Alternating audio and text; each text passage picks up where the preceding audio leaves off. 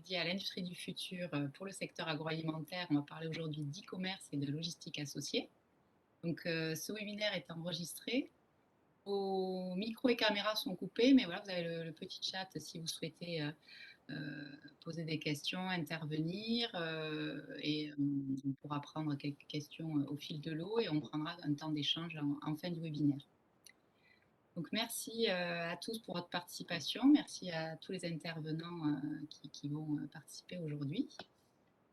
En termes de programme, donc Anne Gérard de l'AREA et Sandrine Arène de la coopération agricole introduiront ce webinaire. Nous aurons ensuite un focus sur les chiffres clés du marché e-commerce avec Mélodie Mercury de l'agence ADOC. Nous aurons les témoignages de M. Capla et M. Creux, e-commerce avec un spécialiste de la vente en ligne, et donc avec l'entreprise bienmanger.com et l'entreprise Valette. Nous aurons deux offreurs de solutions qui vous présenteront des solutions pour externaliser et optimiser votre logistique e-commerce, avec M. Defraya de la société Filia Solutions et M. Laillé de la société Shippingbo.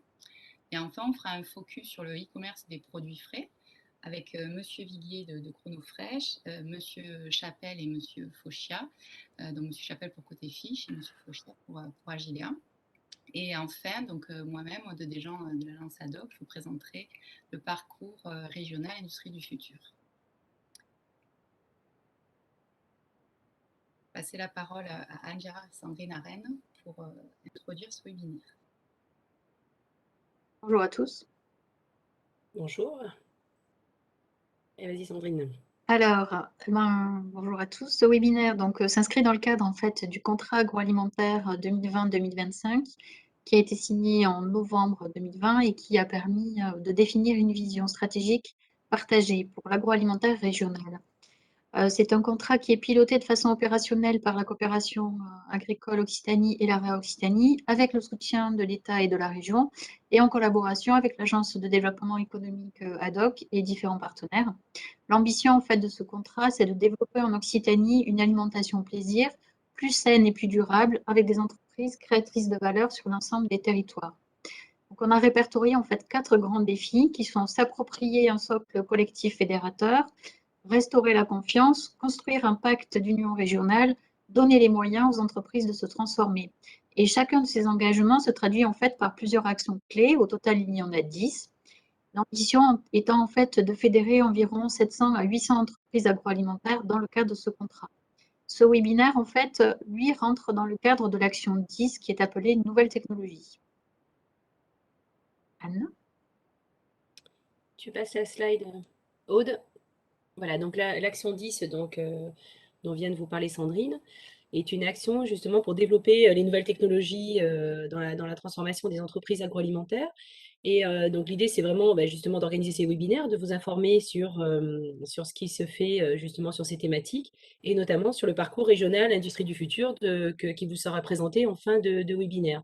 Et justement, au travers de ces présentations, de ce parcours, on choisit des thématiques. Donc, il y a eu plusieurs webinaires déjà organisés, notamment sur la robotisation, sur la logistique, etc. Et donc, vous aurez, de toute façon, vous avez des liens après sur ces webinaires qui ont déjà eu lieu si vous n'avez pas pu les suivre. Ensuite, juste, on voulait vous faire un petit zoom, voilà, donc sachant aussi que ces 10 actions dont on vous a parlé vont être synthétisées sur un site internet où vous aurez justement tout le suivi. On va capitaliser sur tout ce qui est fait sur les différents sujets. Ce site va être en ligne très très prochainement, avec notamment des informations sur les actions et une possibilité aussi pour les entreprises de venir valoriser leur démarche sur les différents sujets du contrat de filière. Juste un petit zoom aussi, voilà, donc dans ce contrat de filière, il y a beaucoup d'actions, donc 10 actions, dont certaines actions dont on vous a parlé, celle d'aujourd'hui, la numéro 10, mais il y a aussi une action sur la RSE, la responsabilité sociétale des entreprises, et notamment une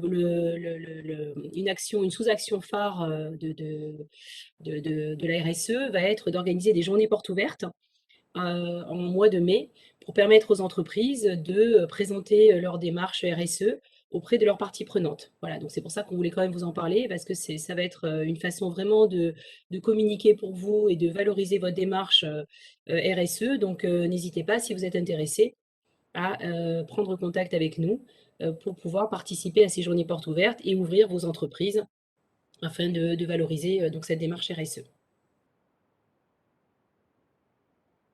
Merci Anne et Sandrine. Je vous propose de rentrer dans la thématique du jour sur le e-commerce avec Mélodie Mercuy de l'agence Adoc qui va vous présenter les chiffres clés du marché. Oui. Bonjour à tous, merci Aude. Donc je suis Mélodie Mercuy, je travaille pour Adoc, l'agence de développement économique de la région Occitanie, et je travaille plus précisément pour accompagner les entreprises agroalimentaires de la région dans leur développement commercial sur les circuits e-commerce. Parmi les actions d'accompagnement que l'on propose sur les marchés e-commerce, nous organisons fin février une série de webinaires pour mieux comprendre et appréhender les marchés du e-commerce dans 3 pays cibles, la France, le Royaume-Uni et les États-Unis. C'est la deuxième année que l'on organise cet événement.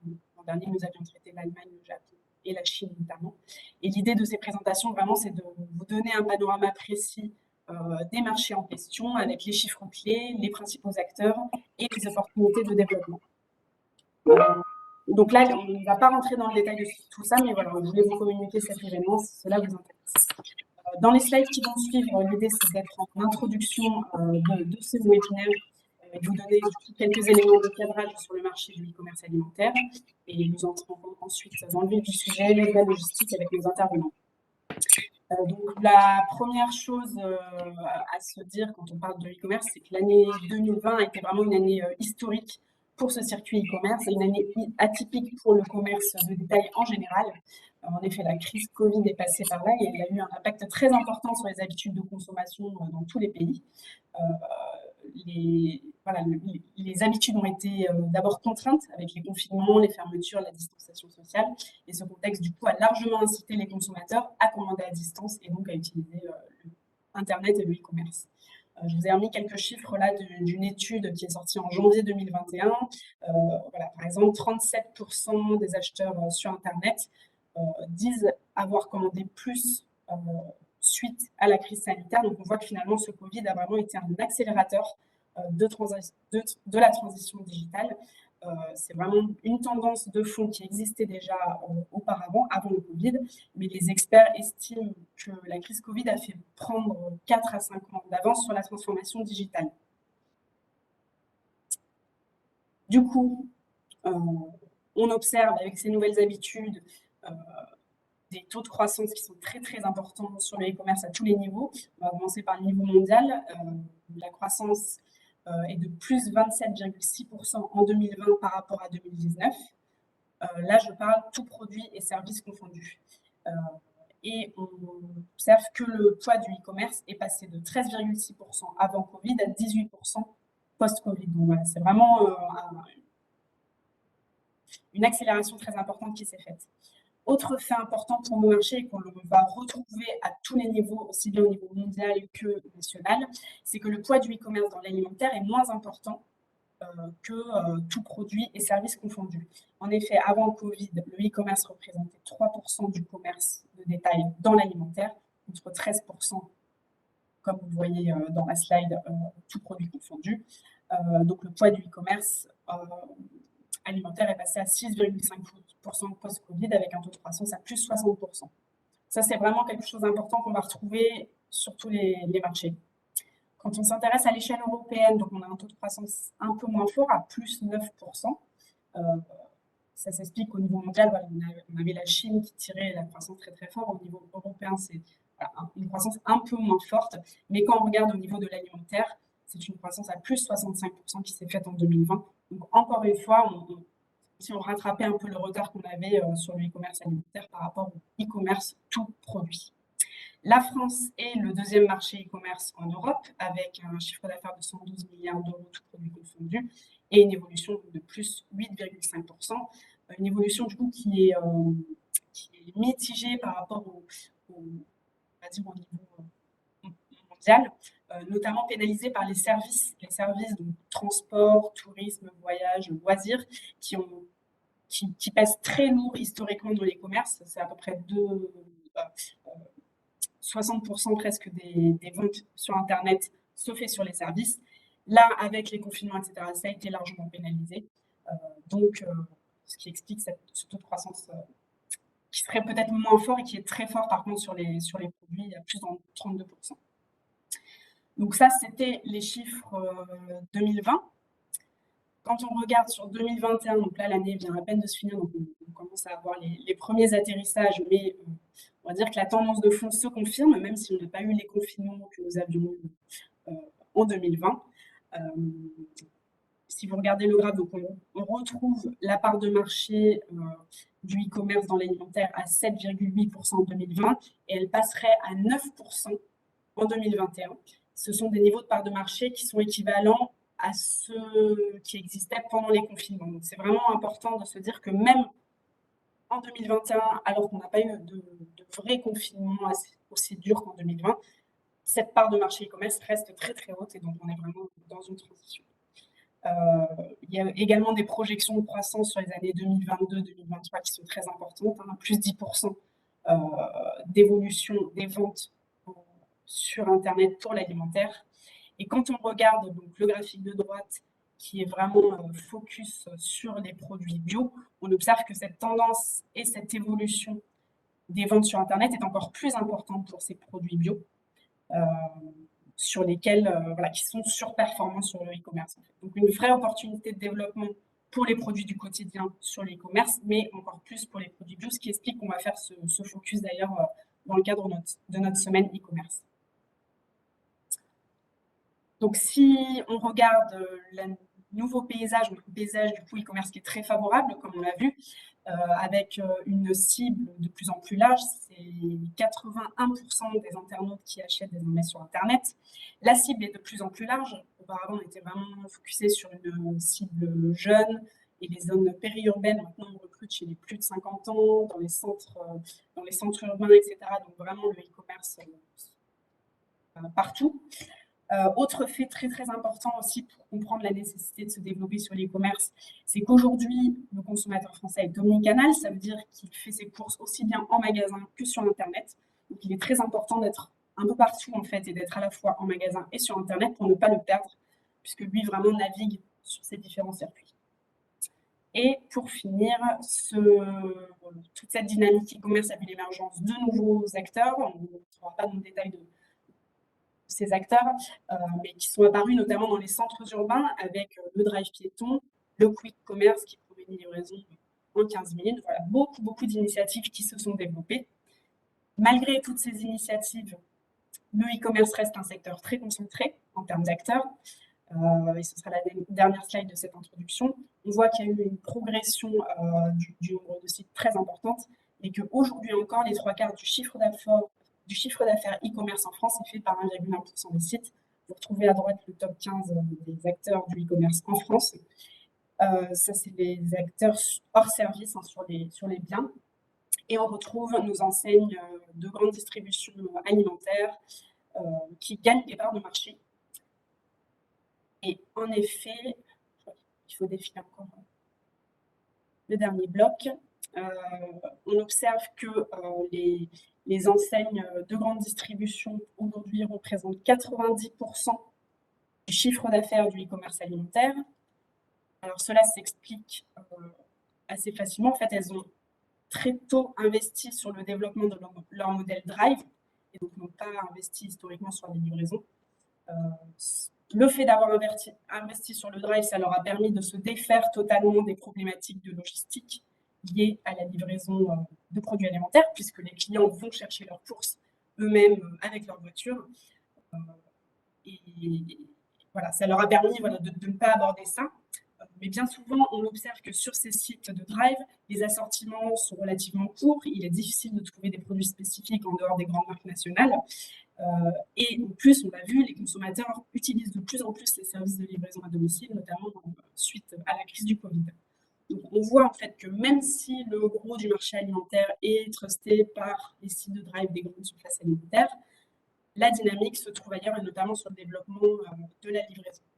Et donc, c'est tout le sens de cette présentation d'aujourd'hui où les intervenants vont expliquer un peu quelles sont les problématiques liées au e-commerce alimentaire, en termes de température, de poids, etc.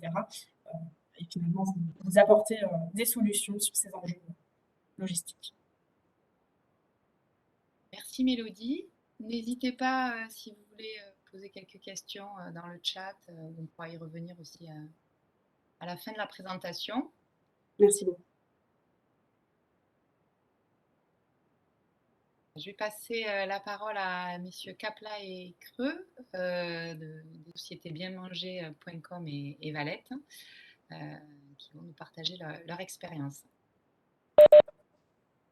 Alors, je me permets de vous interrompre puisque je viens d'avoir Philippe Creux de Valette qui a du mal à se connecter et qui, du coup, ne pourra pas participer. Il s'en excuse. Par contre, il me dit que Monsieur Capla connaît très bien le sujet et que donc, voilà, il pourra parler de l'expérience avec Valette. Voilà. À vous, Monsieur Capla.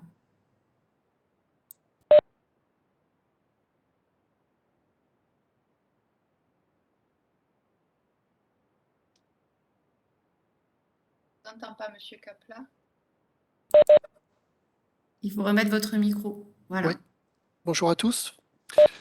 Donc, je viens vous parler, vous partager un témoignage de ce que je vis sur bienmanger.com. Et comme le logo de la slide précédente le montrait, je m'occupe aussi d'une agence web qui s'appelle BM Service, qui crée des sites e-commerce sur PrestaShop. Et donc, je pourrais partager quelques expériences aussi, et puis pour avoir beaucoup échangé avec Philippe Creux, parler un peu avec son autorisation, parler un peu de l'expérience Valette. Bienmanger.com, c'est un site situé en région, basé en Lozère, créé en 2000, donc qui a 22 ans cette année,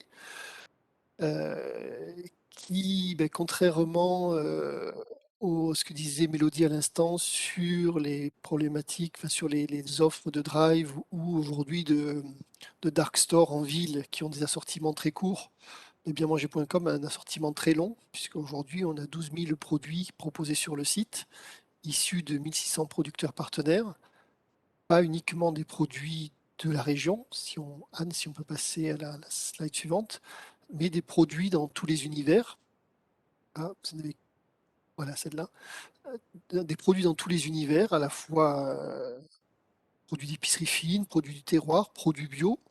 Mélodie vient de souligner, c'est un segment qui, de façon générale, a une croissance plus forte que le reste du marché, en particulier sur Internet. La cave aussi, même si on en reparlera, il y a des problématiques logistiques liées à tout ce qui est envoi de produits liquides, des produits épicerie du monde, des produits frais aussi, avec d'autres problématiques logistiques, des cadeaux gourmands, notamment en fin d'année, on en sort. Donc on est comment appeler ça, un généraliste sur le sujet des produits du terroir et de l'épicerie fine.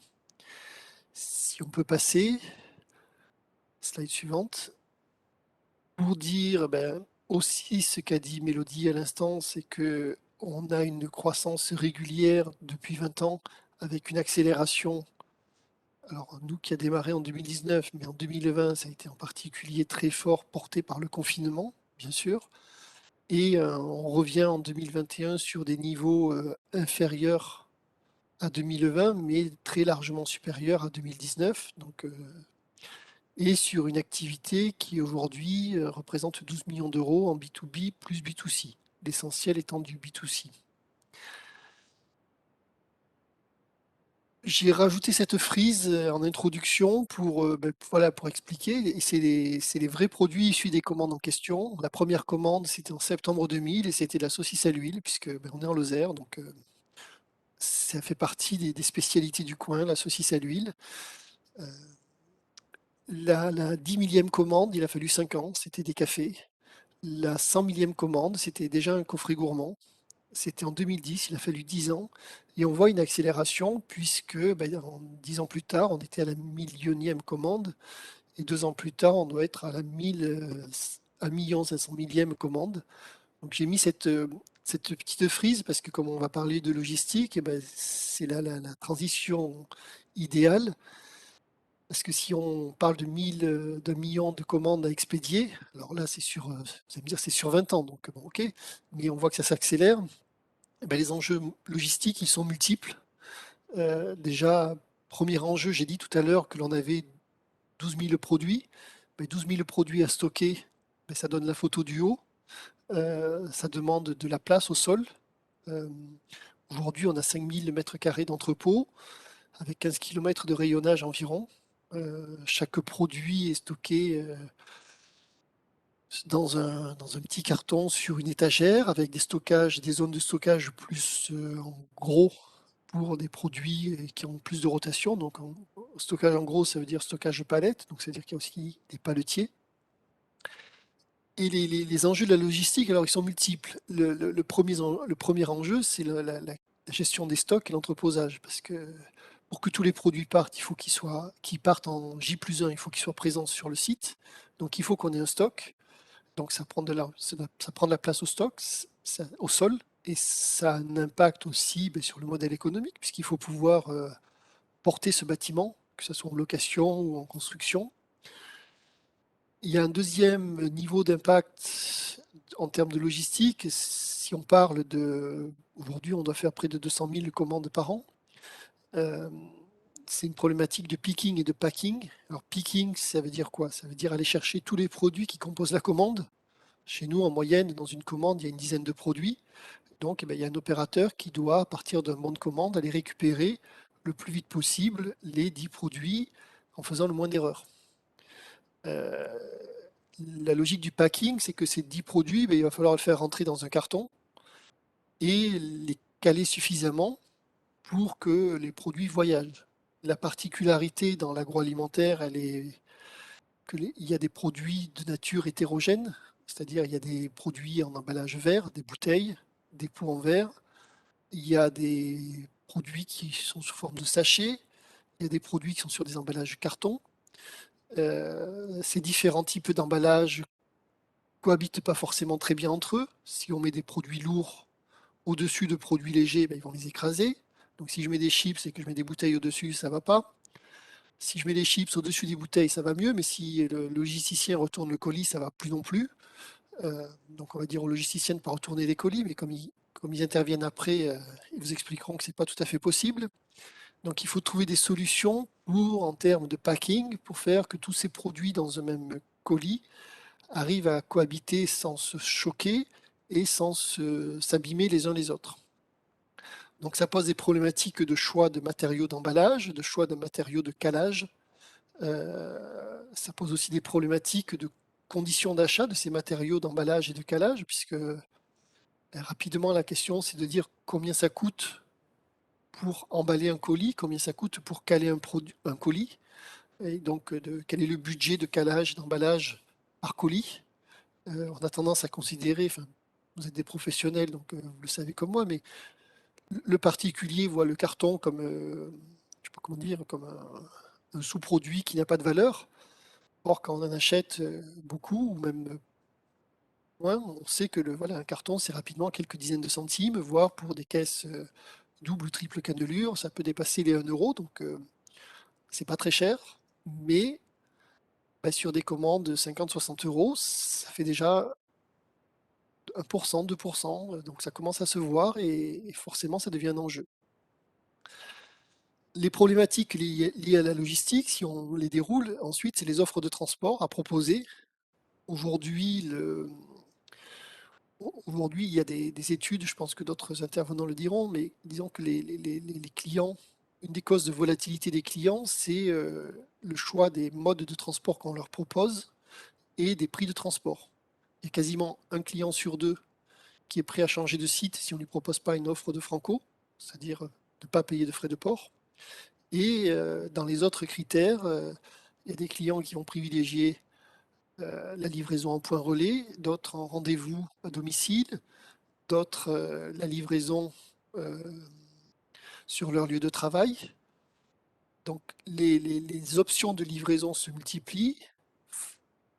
Il y a autant de clients que de préférences, mais pour le marchand, pour celui qui veut expédier, ça veut dire aussi autant de prestataires à trouver et à gérer que d'options proposées. Avec l'arrivée de plus en plus, la démocratisation des expéditions en frais, c'est aussi des nouveaux circuits qui s'ouvrent et des nouveaux transporteurs à brancher. On travaille par exemple nous avec Chronofresh maintenant depuis quelques années. Il existe aussi des transporteurs spécialisés sur les colis hors gabarit ou pour l'international. Alors, on va dire pour l'international, il y a des acteurs généralistes comme je sais pas quoi, Colissimo, DPD, TNT, qui vont proposer toutes les destinations.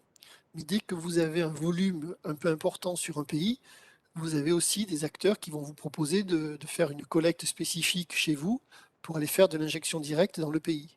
Par exemple, nous, on nous propose 2 fois par semaine de venir collecter nos colis pour les injecter directement en Espagne. On va dire quel est l'intérêt? Ben, l'intérêt, c'est que nos colis sont affranchis directement avec la poste espagnole, avec un tarif espagnol, enfin seraient affranchis si on utilisait ces services. Direct, donc ils voyageraient en coût comme un colis national Espagne. Par contre, il faut qu'on arrive à payer la liaison entre nos entrepôts et la frontière espagnole, le lieu d'injection.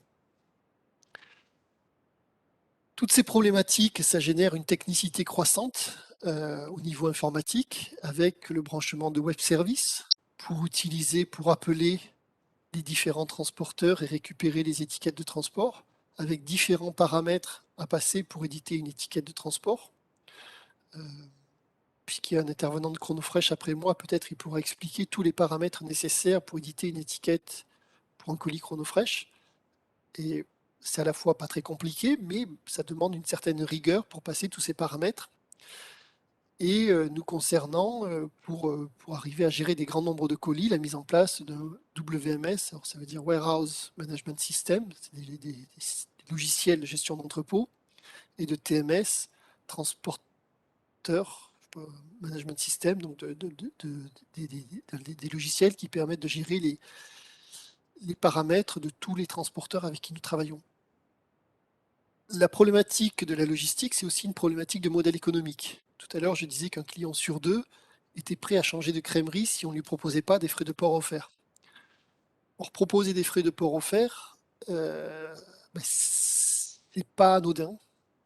Dans le monde de l'agroalimentaire, je considère qu'on est sur des univers où les rapports entre le poids et le prix sont pas très favorables. Il vaut mieux vendre des vêtements pour offrir les frais de port que des jus de fruits ou de la farine, parce que un kilo de farine, ça pèse 1 kilo et ça coûte 1 euro. Et le prix marginal du kilo transporté par tous ces réseaux, c'est entre 0,5 et 1 euro. Donc ça veut dire qu'à l'extrême, si je vendais que de la farine, eh ben, presque il faut que je fasse au moins 60-70% de marge juste pour payer le franco de livraison. Et donc ça veut dire que presque il ne faut pas vendre de farine ou de jus de fruits ou d'eau minérale, qui sont des produits à faible valeur par rapport à leur poids brut.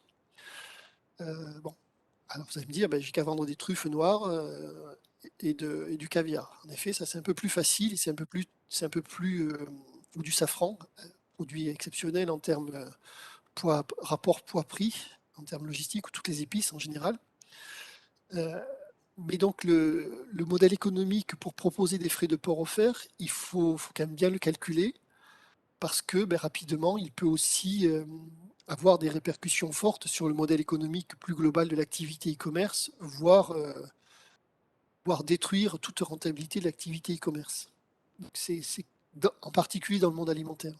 Encore une fois, dans d'autres secteurs, je n'aurais pas cette lecture, mais je considère que dans le monde agroalimentaire, il faut faire ça manier avec précaution parce que ça peut être, pour faire plaisir aux clients, on peut se mettre rapidement dans des situations inconfortables. Et le dernier point que je dirais en termes de contraintes logistiques, c'est que les contraintes réglementaires sont aussi croissantes. Aujourd'hui, je ne sais pas si vous avez suivi les travaux de l'Assemblée nationale et à l'automne, mais on parle de plus en plus de l'empreinte carbone du e-commerce, pourtant qui est bien meilleure que celle du commerce de détail, notamment parce que dans le dernier kilomètre, c'est un transporteur qui va livrer 50 ou 100 clients, et ce n'est pas 50 ou 100 clients qui vont se déplacer pour aller faire leurs courses. Donc, il y a eu plusieurs études de l'ADEME et de la FEVAD qui montrent que le ratio, le coût carbone du e-commerce versus le commerce traditionnel, le e-commerce serait 4 fois plus efficace. Mais il y a des rééquilibrages qui se font entre le e-commerce et le commerce traditionnel. Et donc, une façon aussi d'essayer d'éviter peut-être ces rééquilibrages ou de les freiner un peu, parce que ça va très vite, ça passe par une demande de plus en plus forte de neutralité carbone des livraisons. Alors, c'est plutôt un sujet pour les transporteurs que pour les commerçants. N'empêche que ça devient quand même un sujet important. Si vous voulez expédier un peu à l'international ou dès aujourd'hui sur les dom-tom, il faut que vos produits aient des HS codes et que vous puissiez, il faut que vous puissiez éditer des factures et des documents d'accompagnement avec les HS codes, sinon vous pouvez plus expédier sur les dom-tom, encore moins sur l'export lointain. Si vous voulez aller en Europe, alors ça a été présenté comme une simplification, pour moi c'est une complexification. Depuis le 1er juillet l'an dernier, vous avez le paquet TVA e-commerce qui est passé. Avant, vous aviez une sorte de dérogation à 40 000 € par pays, grosso modo, en dessous de laquelle vous pouviez facturer la TVA française. Aujourd'hui, il y a pas les seuils par pays ont été abaissés aux alentours de 10 000 € et ont été globalisés sur l'Union européenne, ce qui fait qu'en pratique, il faut que vous puissiez facturer la TVA de chaque pays, la TVA applicable dans chaque pays, et que vous puissiez déclarer ensuite votre déclaration TVA auprès d'un guichet unique européen. Donc c'est quand même assez... Alors, on s'éloigne de la logistique, vous allez me dire c'est plutôt de la compta et de la fiscalité, n'empêche que ça complexifie aussi la partie logistique.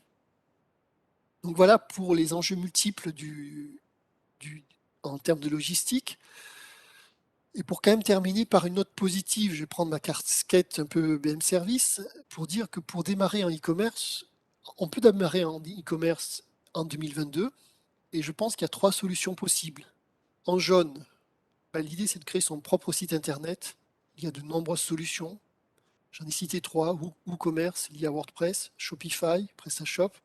Mais on pourrait citer au moins une demi-douzaine d'autres solutions largement communément utilisées. Et c'est de moins en moins cher, à partir de quelques milliers d'euros pour une petite boutique, quelques dizaines de milliers d'euros pour des boutiques très complexes.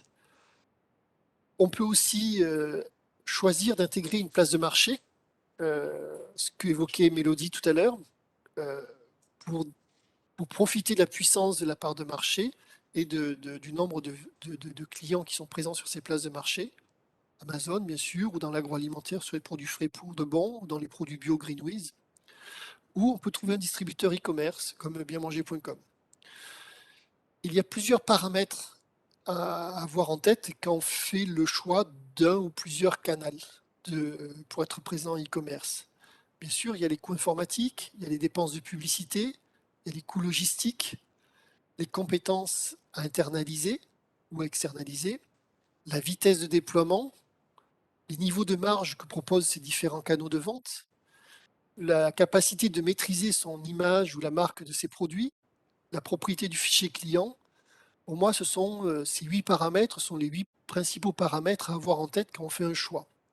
Et alors, j'ai essayé de vous les classer rapidement sur un petit tableau, une petite matrice, pour dire, par exemple, que sur un site en propre, oui, il y a plus de coûts informatiques, plus de coûts logistiques, plus de coûts de publicité, mais il y a aussi plus de niveau de marge, puisqu'on vend en direct. Donc, le producteur va vendre à un prix particulier, enfin un prix public, au lieu de vendre à un prix revendeur. Donc, plus de dépenses, mais plus de revenus. Et plus de maîtrise de l'image de marque et propriété du fichier client.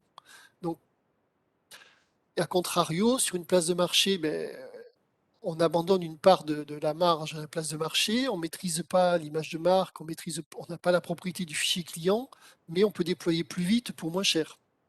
On a les mêmes coûts logistiques parce que sur une place de marché, la plupart du temps, il faut quand même soi-même assurer les expéditions. Et à contrario, si on va travailler avec un e-distributeur comme bienmanger.com, il n'y a pas de coût logistique puisque là, c'est le distributeur qui va faire les expéditions. Il y a moins de coûts, donc, mais il y a aussi moins de niveau de marge. Donc, il n'y a pas. Ce que je veux dire avec ce petit tableau, c'est qu'il n'y a pas une bonne solution et une mauvaise solution. Il y a des solutions qui s'appliquent plus ou moins à chaque entreprise Et c'est à chaque entreprise, en fonction de ses enjeux, de ses priorités, de ses objectifs, de choisir un ou plusieurs canaux. Et ça sera d'ailleurs ma conclusion pour cette partie-là. Insister sur le fait qu'une entreprise peut mixer le recours à différentes solutions pour démarrer, peut lancer son propre site et puis décider en parallèle d'être présent sur une marketplace ou chez un ou plusieurs distributeurs. À partir du moment, par contre, où on mixe, il faut organiser cette coexistence de l'offre sur plusieurs canaux pour qu'il y ait une forme de cohérence et que ça ne nuise pas au positionnement du produit et que ça ne desserve pas la construction de l'image de marque que l'on veut faire en ligne. Mais on a quand même voilà, un large choix de solutions avec des stratégies qui restent abordables en termes de budget pour être testées. Le seul point, peut-être sur lequel j'insisterai in fine, c'est de dire que, notamment quand on veut faire son propre site, ce qui semble des fois une bonne idée pour avoir des meilleurs niveaux de marge, ça suppose quand même, pour trouver une rentabilité, d'avoir un début de masse critique. Faire un site et faire moins de 200 000 euros de chiffre d'affaires annuel sur ce site, je considère que on aura difficilement on trouvera difficilement de la rentabilité en dessous de 200 000 euros de chiffre d'affaires sur un site e-commerce. Entre les coûts informatiques, les différentes compétences, les coûts logistiques, tout ce qui est intégré, les coûts marketing aussi qui ne sont pas à négliger. En général, c'est assez compliqué de trouver une rentabilité en dessous de ce genre de seuil. Donc, j'ai été très vite parce que ben, voilà, j'en ai donné 10 minutes. Donc, s'il y a des questions, je serais ravi d'y répondre soit maintenant, soit tout à l'heure, soit en fin de réunion, ou par mail si certains souhaitent me contacter par mail ou sur le chat pendant le reste de la réunion. Et si vous voulez, si j'ai fait un pré-out, vous me dites, je peux dire 2-3 mots pour, pour Philippe Creux, pour l'expérience Valette, puisqu'on échange très souvent ensemble et on Allez-y. accompagne via BM Service Valette dans sa stratégie e-commerce. Alors, Valette, c'est un producteur de foie gras situé dans le Lot, à Gourdon, avec une activité B2B forte, des magasins en propre et des magasins, des revendeurs qui ne font pas partie qui sont externes au groupe. Et par rapport à ça, il y a une dizaine d'années, Valette a choisi de se lancer en e-commerce en disant, voilà, je ne peux pas être présent qu'en B2B et dans le monde magasin ou sur les foires et salons, il faut aussi que je sois présent en ligne. Et a choisi de mixer une présence à la fois avec son propre site pour s'adresser à ses clients qui les connaissent, qui sont dans une logique de fidélisation, pour proposer aussi du retrait en boutique en disant on commande sur le site, mais si on est proche d'une boutique, on a la possibilité de retrait en boutique, de click and collect. Et en parallèle, a choisi aussi, enfin nous avait contacté pour être présent sur bienmanger.com en disant ben, sur bienmanger.com, l'objectif, c'est pas forcément de fidéliser les clients Valette, c'est plutôt de découvrir des nouveaux clients qui aiment la gastronomie, mais qui ne connaissent pas forcément Valette, même si la marque est très ancienne et s'il a une belle notoriété. Mais il y a forcément des clients qui ne connaissent pas Valette ou qui achètent plutôt d'autres marques. Et c'est de dire, ben voilà, d'essayer d'arriver à les rencontrer, leur faire goûter pour la première fois des produits, en disant, ben, si je suis présent sur Bien Manger, je peux peut-être essayer de convaincre certains clients, quand ils font une commande de 10 produits, de rajouter un produit Valette dedans. Donc le choix a été fait voilà, d'avoir d'un côté son propre site et sa propre organisation logistique pour expédier ses commandes, et de l'autre côté, un segment de son offre présent sur bienmanger.com. L'objectif in fine de l'entreprise Valette étant de faire en sorte que la marque Valette soit le plus vue possible en ligne et de maximiser le chiffre d'affaires digital de la marque Valette en ligne, en disant finalement, vu de loin, vu du niveau du directeur commercial, en disant tout chiffre d'affaires fait en ligne m'intéresse, participe à la dynamique de la marque Valette. Et finalement, c'est peu important que le chiffre d'affaires se fasse sur mon site et que je l'expédie moi-même ou que ça se fasse sur le site d'un partenaire. Ce qui m'importe, c'est que globalement, j'arrive à faire évoluer le périmètre de la marque Valette. Donc je trouvais que c'était une démarche assez intéressante parce que on a pu rencontrer des marques qui avaient une lecture complètement opposée. Je pense que ça dépend aussi de savoir si la marque est un peu seule sur son segment et du niveau de concurrence qu'il y a sur le segment en question. Donc il y a des marques qui vont préférer. Alors, ça va dépendre aussi des capacités de production. Il y a des marques qui ont des petits volumes de production et une incapacité à développer ce volume de production. Donc, si déjà on vend tout en propre et sur son site, il n'y a aucun intérêt d'aller sur des places de marché ou sur des sites de revendeurs. Il vaut mieux essayer de maintenir une image de marque et des niveaux de marge plutôt que d'essayer de saupoudrer le chiffre d'affaires ou de le répartir sur beaucoup de canaux si on n'a pas la capacité à le faire évoluer. Ça semble assez logique aussi. Et donc voilà, le choix de Valette, ça a été de mixer deux canaux dans sa stratégie. Et ils ont même d'ailleurs poursuivi cette voie-là, puisque sur des opérations de recrutement de clients, ils mixent aussi leurs opérations entre des opérations internes et des opérations en partenariat avec Bien Manger ou avec d'autres acteurs. Merci, Monsieur Capla, pour ces témoignages riches d'enseignements, que ce soit sur votre expérience ou celle de l'entreprise Valette. Comme vous l'avez souligné, du coup, il y a des solutions à personnaliser selon les stratégies des différentes entreprises et aussi des acteurs sur lesquels s'appuyer ou des outils à développer. Donc, je vous propose de passer la parole à Monsieur Defraya de Philéa Solutions et ensuite à Monsieur Layet pour Shipping Boo qui vont nous présenter donc des solutions pour externaliser et optimiser la logistique e-commerce. Merci. Bonjour, donc Mario Defraya, c'est Philéa Solutions. J'ai une présentation qui est un peu longue, donc sur certains slides, j'irai un peu plus vite que sur d'autres. On peut passer celle-ci. Philéa Solutions, donc nous sommes prestataires sur différents secteurs, y compris donc la partie e-commerce, logistique classique ou médicale ou agro. Ces slides-là montrent bien qu'en quoi la société est bien diversifiée sur l'activité avec 75 000 m² d'entreposage qui sont fortement concentrés en Occitanie, entre Toulouse et Nîmes. Au-delà de ça, on a un site 50 à Falavier qui est à Lyon, Nantes et depuis peu, on a aussi Avignon. On peut passer celle-là aussi. La société elle se développe donc sur trois axes principaux. C'est l'entreposage en B2C sur les commandes unitaires donc pour l'e-commerce, plutôt des solutions sur mesure sur les B2B avec solutions end-to-end, c'est-à-dire donc depuis l'amont jusqu'à l'aval, avec ici la capacité de pouvoir intégrer des solutions sur mesure, aussi bien sur les engins de manutention, on voit ici les chariots bleus, ces choses qu'on a mis en place avec les clients, que sur la partie IT et supply chain, avec les outils, les nôtres du client aussi. C'est assez important. Et in fine, on a la partie transport qu'on peut avoir donc en propre ou par nos confrères. Le transport s'est diversifié entre petits camions, véhicules légers comme on voit sur la photo, ou des camions un peu plus gros de semi-remorques, vers et pour l'Europe. Ça dépend vraiment du besoin. On peut le faire avec nos propres moyens, c'est de nos confrères. Ça dépend vraiment du besoin de nos clients. On peut passer ces slides. La stratégie des Philéa Solutions, elle est surtout basée sur un outil donc de gestion d'entrepôt unique qui nous permet de gérer et d'être très souple sur n'importe quel site et d'échanger des sites aussi rapidement.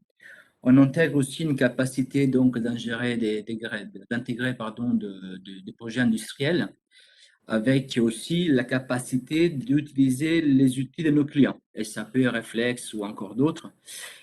Ces trois axes nous permettent aujourd'hui d'avoir une panoplie assez vaste de prestations et pouvoir intégrer encore une fois avec nos outils de nos clients ou pouvoir les personnaliser. On met à disposition nous-mêmes des outils de suivi qui sont personnalisables et aussi parfois on développe par rapport à la spécificité de nos clients. C'est assez important et assez utile. Au moins, c'est les retours que nous avons de nos clients. L'ensemble des prestations elles sont interfacées, donc tout ce qui se passe chez notre client il passe chez nous et tout ce qui est enregistré chez nous est transmis chez le client. La société fonctionne sous une éthique, donc étiquette transport avec un outil interne, pouvoir avoir une bonne traçabilité, un bon suivi, et pouvoir aussi déployer des tablettes de signatures, donc pour la preuve de livraison à distance, en toute autonomie. Sur la partie informatique, j'ai regardé la partie en bas, on est bien redondé, il y a la sécurité qu'il faut pour assurer nos clients sur les données que nous avons et que nous ne revendons pas. Donc, il reste vraiment, on reste propriétaire de ces données. On peut passer les slides. Cette photo-là, je voulais juste avant, oui, la photo, je l'ai intégrée parce que ça me permettait de montrer un petit peu la proximité qu'on peut avoir donc entre de rayonnage de picking, donc petite UVC, petite unité, et à la fois sur la gauche des cartons plus ou moins gros ou des palettes sur un site de production de logistique. Voilà, on voit un petit peu comme les opérateurs peuvent avoir l'accès à une chose ou une autre. On prépare les deux, voire les trois. Et ça me plaisait donc de la montrer pour voir un petit peu comment on peut être organisé. C'était très rapide, mais juste pour vous montrer une petite photo du site. Sur la partie e-commerce, si vous voulez, l'exigence, elle est surtout donnée à la fluidité des informations.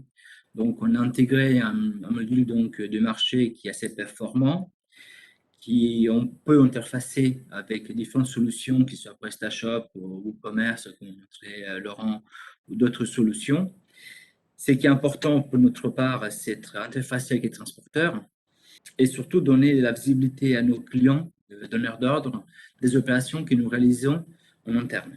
C'est assez important, cette fluidité, cette donnée en temps réel. Nos sites logistiques sont des sites logistiques classiques, on va dire, il y a des racks à palettes, de picking, de milieux de préparation. Sur la partie e-commerce, ils sont davantage mécanisés lorsque les produits le permettent, avec des trieurs de colis ou d'autres pesées dynamiques. Et surtout, ça me paraissait intéressant à rajouter les chambres froides. Ce sont des données qui retrouvent fréquemment de l'agroalimentaire. On les a et on les met à disposition de nos clients lorsque c'est là, c'est utile.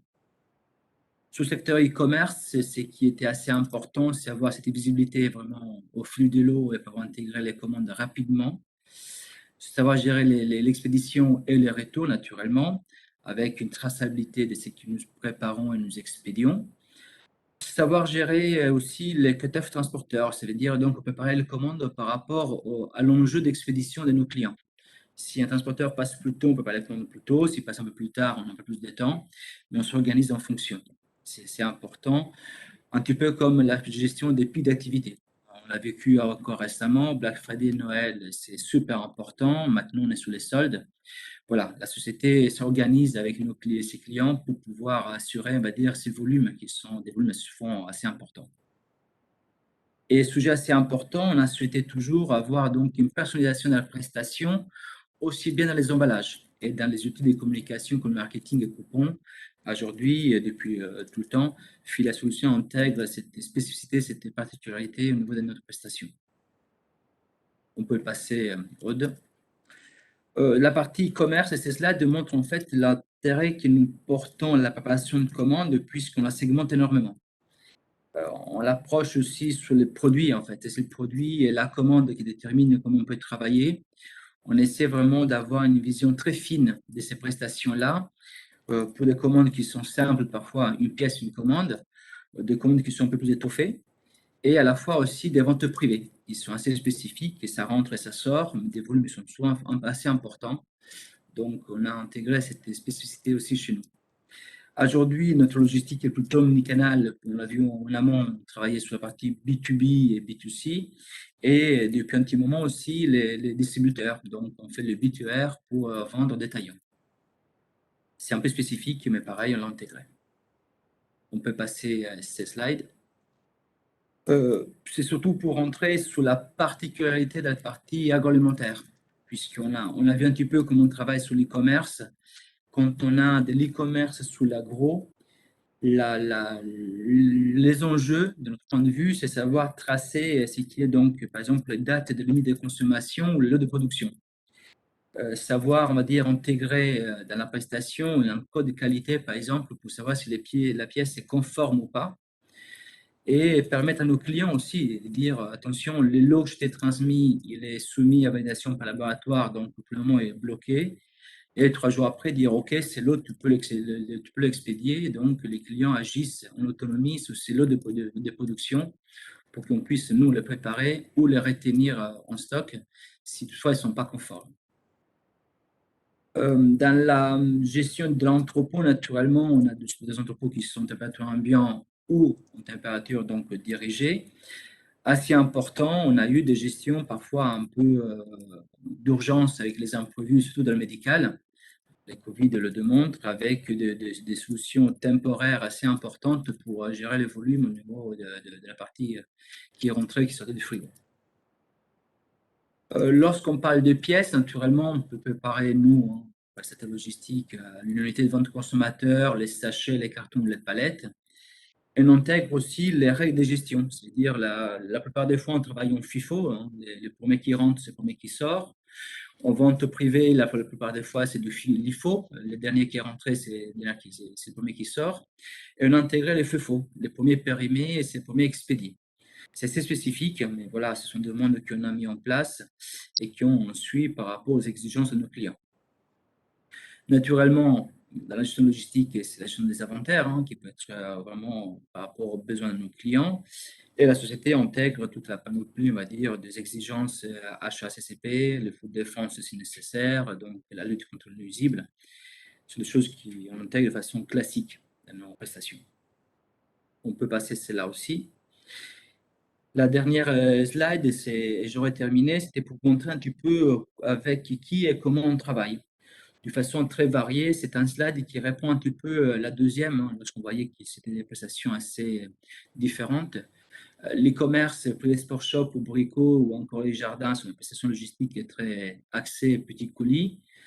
Dans le secteur médical, côté Montpellier, on reconnaît bien Medtech et Oriba avec qui on travaille depuis un petit moment.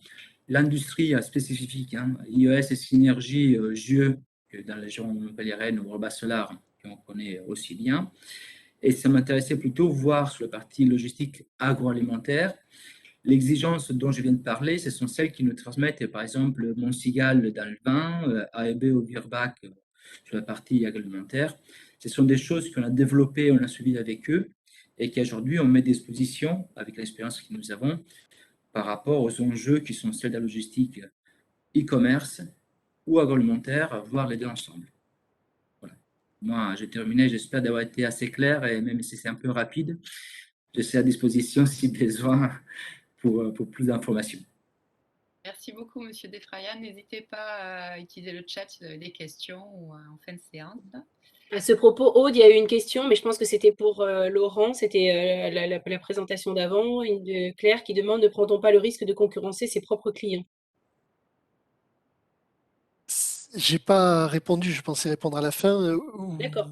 Oui, en l'occurrence, je pense qu'elle parlait de Valette, c'est de dire forcément si je mets des produits sur un site comme Bien Manger, ben, je peux imaginer que d'un côté, j'ai deux effets. D'un côté, j'ai des clients qui connaissent les produits Valette, qui peuvent aller acheter le site sur Bien Manger et pas chez Valette en direct ou dans un magasin Valette ou dans un magasin partenaire Valette. Mais à contrario aussi, j'ai des clients sur Bien Manger qui s'intéressent à la gastronomie, qui peuvent découvrir des produits Valette et du coup rentrer dans un magasin Valette quand ils passeront près de chez eux parce qu'ils ont découvert ces produits et parce que la marque du coup grandit. Donc après, il faut apprécier ça par rapport à la situation de chaque marque. Soit la marque dit que globalement, eh ben, elle fait grandir sa marque et dans ce cas-là, ben, il faut faire ce que fait Valette. Soit, et c'est ce que je disais tout à l'heure en disant si le secteur il est moins concurrentiel ou si le volume de production il est plus limité, mais peut-être il ne faut pas chercher à multiplier les points de vente.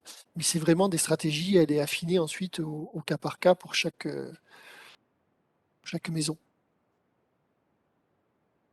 Entendu, merci. Monsieur Laillé, on vous laisse la parole sur Oui, les parties solutions qui existent avec donc la présentation de Shippingbo.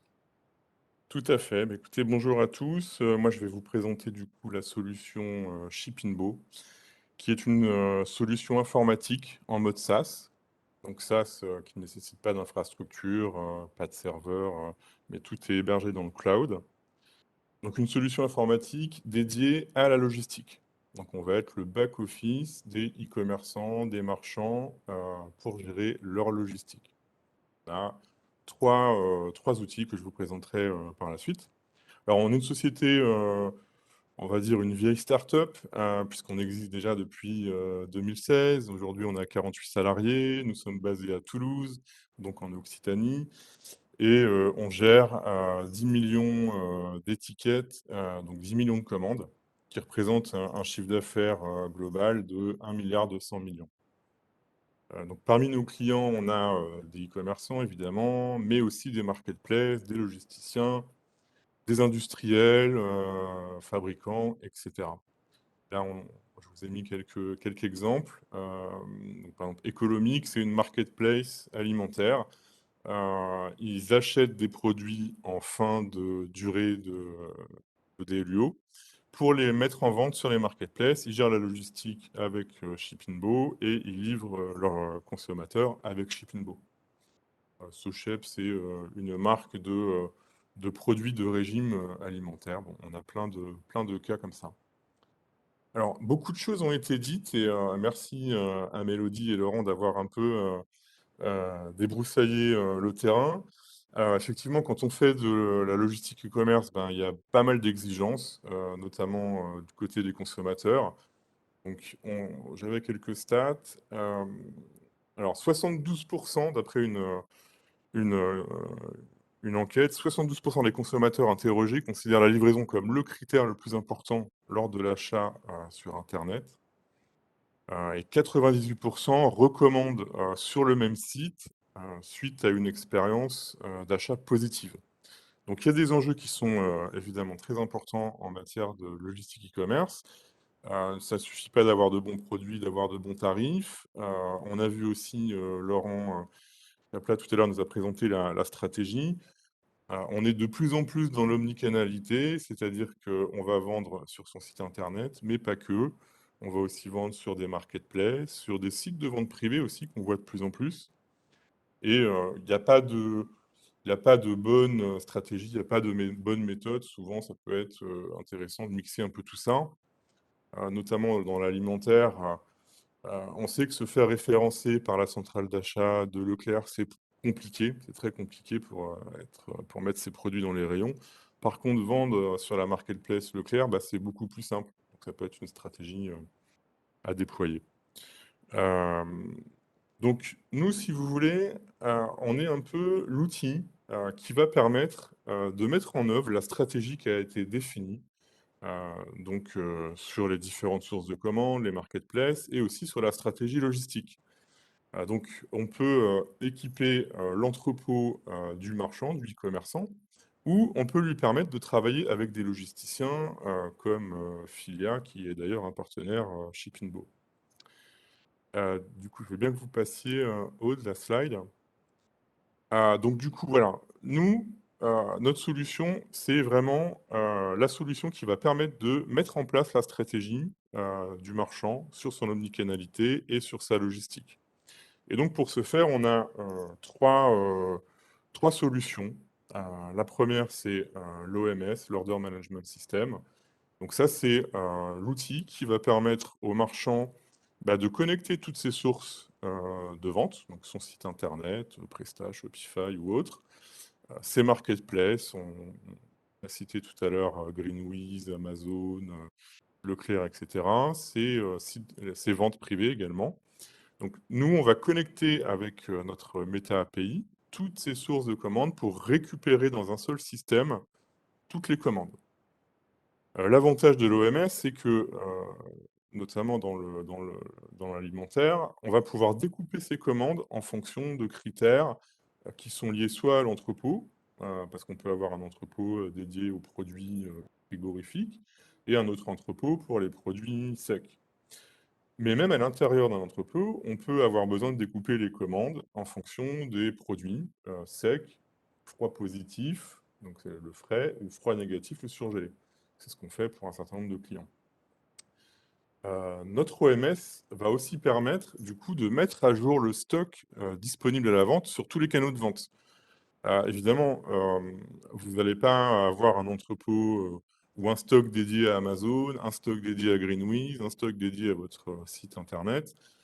C'est le même stock qui va être synchronisé en temps réel par Shipinbo de manière à ne pas dupliquer les différents stocks.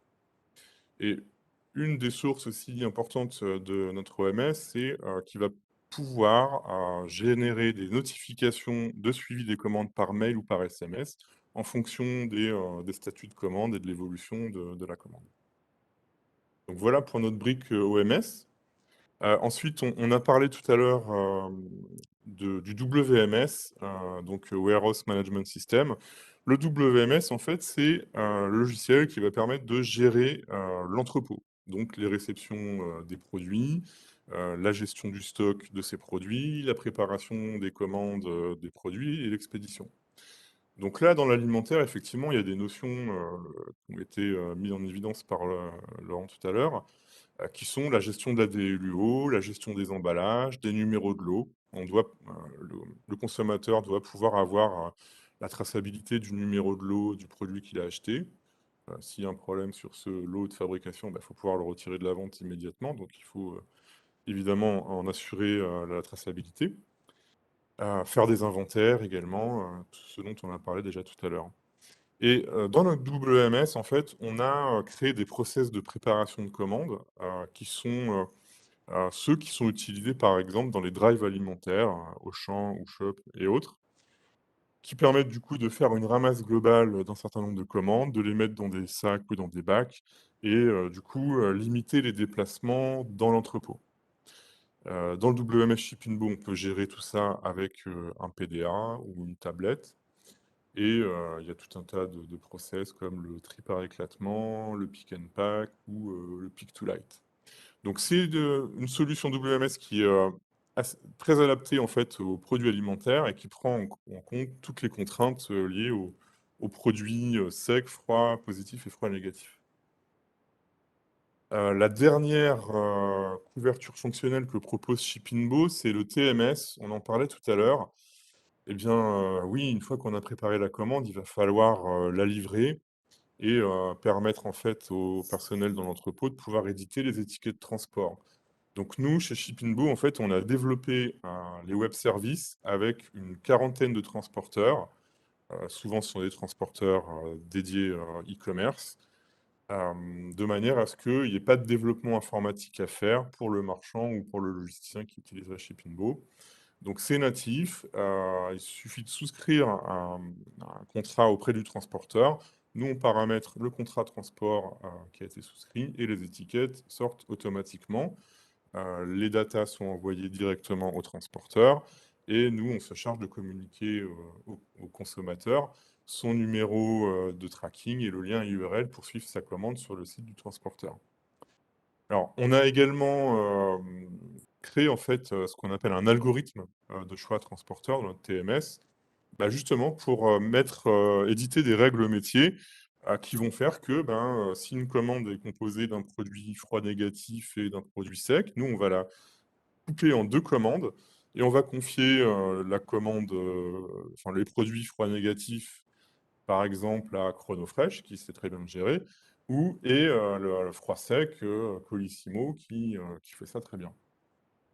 Dans notre TMS, on va aussi pouvoir gérer du coup l'activité retour des commandes en envoyant l'étiquette transport retour au consommateur qui va pouvoir déposer du coup, selon le transporteur choisi, son paquet et vous permettre de récupérer vous sa commande et d'en assurer la traçabilité. Voilà, bon, on pourrait en parler très longtemps des convertures fonctionnelles de Shippingbo. Alors, il y a deux façons de travailler quand on fait de l'alimentaire avec Shippingbo. Soit, effectivement, on se dit, je vais gérer ma propre logistique parce que j'ai l'entrepôt qui permet de le faire ou parce que je le fais déjà pour mon B2B. Eh bien, nous, on fournit le WMS et le TMS qui permettent de gérer cette logistique. Ou alors, on ne se sent pas. On est fort en B2B, mais on ne se sent pas de faire du B2C. Donc, on va confier cette activité logistique à un logisticien. Et nous, du coup, on va faire le lien, en fait, entre les commandes, les sources de vente et la logistique gérée par le logisticien. Voilà, j'ai fait à peu près le tour du sujet. Alors, c'est vrai que nous, on travaille beaucoup sous forme d'audit, de diagnostic, parce qu'on a pas mal de prospects qui viennent des clients qui ne savent pas vraiment par quel bout prendre le sujet de la logistique e-commerce. Donc, nous, on a des consultants dont c'est le métier, qui se déplacent, qui viennent auprès des clients, qui font des recommandations. et qui parfois disent, tiens, vous avez tout ce qu'il faut pour le faire vous-même en interne dans votre entrepôt, ou qui disent, tiens, non, là, ça va être compliqué, risque de perturber votre activité B2B, donc on vous conseille plutôt d'aller vers un logisticien dont c'est le métier, etc. Donc voilà, n'hésitez pas à nous solliciter. Vous pouvez scanner le QR code qui s'affiche à l'écran pour solliciter un rendez-vous personnalisé et lancer du coup un audit par rapport à votre problématique. Et Merci n'hésitez beaucoup, pas Monsieur aussi Lallier. à poser vos questions. Merci beaucoup.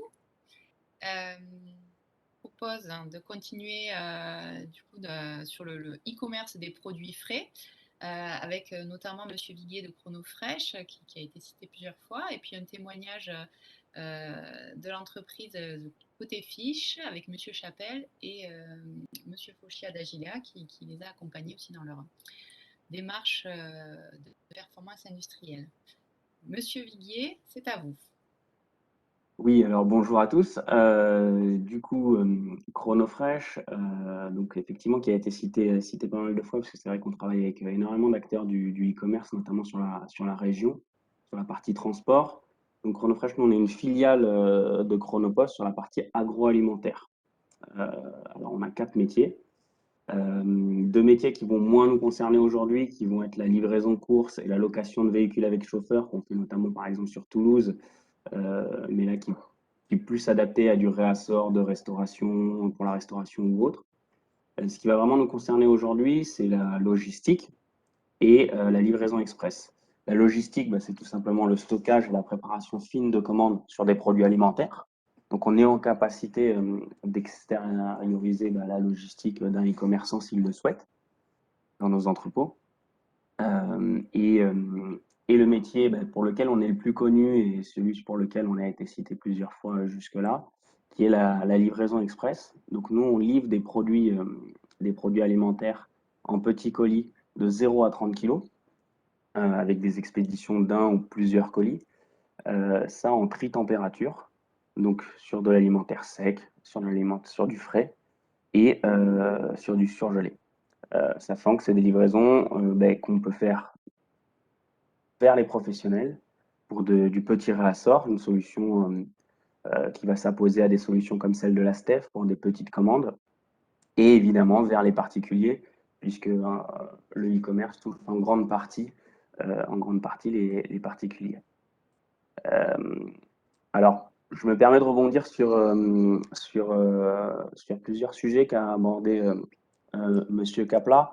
Effectivement, lorsque vous vous lancez dans un site e-commerce, nous, en tant que transporteurs, ce qui va être important, ça va être la partie emballage, puisque sur un colis, vous n'avez pas l'effet d'absorption de l'inertie que va avoir une palette. Donc effectivement, toute la partie calage et isolation des produits est très importante. Après, nous, on est là pour vous accompagner sur cette partie, pour vous conseiller, bien évidemment. De la même manière que le Franco de Port définit plus ou moins comment va fonctionner votre site e-commerce, sachant qu'effectivement, aujourd'hui, le e-commerce classique, tiré notamment par Amazon, fait que le destinataire s'attend à ne pas payer les frais de port. Donc, il faut réfléchir une politique de Franco de Port, pour que vous puissiez offrir le port, bien qu'il n'est pas gratuit. Bon, évidemment, c'est plus facile à faire avec du caviar, mais bon, on travaille aujourd'hui avec des producteurs de yaourts, de pommes de terre. Donc, c'est juste qu'il faut la définir. Concernant l'étiquette de transport, puisque c'était là, Monsieur Capla l'a abordé tout à l'heure, effectivement, nous, on va demander un certain nombre d'informations, adresse, numéro de téléphone, mail, etc. Après ça, c'est du paramétrage sur votre site internet. Finalement, c'est l'expéditeur qui va le destinataire qui va le rentrer. Du coup, on peut repasser à la slide suivante. Alors oui, donc du coup, je vous disais, nous aujourd'hui, on transporte en tri-température, donc des produits secs et des produits frais, c'est notamment ce qu'on fait pour Valet de Foie Gras, dont on a parlé tout à l'heure. Des produits surgelés sur la région, on va travailler avec Philippe Fort, notamment. Et ensuite, on a ce qu'on appelle des contrats spécifiques. C'est la slide qui suit. Donc là où on va être sur des produits qui sont très spécifiques dans le transport et notamment qui ont une réglementation qui nous impose des conditions générales de vente et puis des modes de transport un peu différents. Donc évidemment, on va avoir les huîtres. Donc sur la région, on travaille avec tous les ostréiculteurs du bassin de Thau, notamment Tarbes-Rièche et autres. Les produits ultra frais, donc tout ce qui est notamment pâtisserie, sachant que c'est un de nos plus gros marchés, mais notamment en matière d'emballage et de DLC, c'est un marché qui est très particulier. Et évidemment, les produits de la mer. Donc, Mathieu pourra témoigner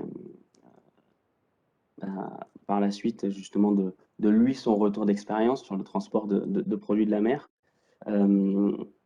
Et j'aimerais juste revenir, avant de passer la parole à Mathieu, sur la question de Claire et notamment sur le fait le risque de concurrencer ses propres clients et sur les différents canaux pour se lancer dans le e-commerce.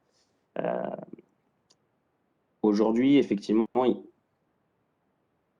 il y a 3 canaux possibles. Donc, avoir son propre site, être sur une marketplace ou passer par un distributeur, sachant que vous avez déjà votre canal de distribution classique, donc de vente ou vers des magasins ou de vente avec vos propres magasins. Alors, moi, j'aurais tendance à dire, et c'est ce qu'on observe chez les différents e-commerçants de la région, pour la plupart, ils ont eux-mêmes leur boutique en physique. Ils passent également par des distributeurs e-commerce ou des distributeurs physiques. Et ont leur site en vente et leur marketplace. Pour quelle raison? Parce que en fait, vous n'allez pas toucher les mêmes destinataires. Donc, il n'y a pas vraiment de concurrence entre ces différents canaux. Pour vous donner un exemple, quand vous allez aller justement chez un distributeur comme Bien Manger, vous avez accès à plusieurs typologies de produits. Vous venez faire vos courses et vous allez toucher des clients qui vont découvrir, notamment là en l'occurrence la marque Valette Foie Gras, et acheter du foie gras Valette. Quand un destinataire va directement sur le site Valette, c'est parce qu'il connaît la marque Valette et qu'il souhaite acheter des produits Valette. Donc, ce n'est pas exactement les mêmes clients que vous allez toucher. Voilà. Et sur la partie transport, évidemment, donc en France, on travaille sur les 3 températures. Sur la partie internationale, aujourd'hui, la solution frais existe sur la Belgique et l'Espagne et est en cours de déploiement sur l'Europe. Tout simplement, il faut équiper les réseaux de chaque pays en chambre froide et en plus RFID et tout le système qui nous permet de maîtriser la chaîne du froid.